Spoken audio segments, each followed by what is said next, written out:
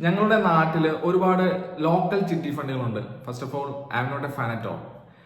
പ്രത്യേകിച്ച് എനിക്കൊരു ഇൻട്രസ്റ്റ് ഇല്ലാത്ത ഒരു കാര്യമാണ് ഈ ലോക്കൽ ചിട്ടി ഫണ്ടുകൾ. അതിനേക്കാൾ ഒരുപാട് ബെറ്റർ ആയിട്ടുള്ള ഓപ്ഷൻ ഇന്ന് നമ്മുടെ മാർക്കറ്റിലുണ്ട്. നമ്മളത് മനസ്സിലാക്കുന്നില്ല എന്നുള്ളതാണ്. നിങ്ങൾ മ്യൂച്വൽ ഫണ്ടിനെ കുറിച്ച് കേട്ടിട്ടുണ്ടോ?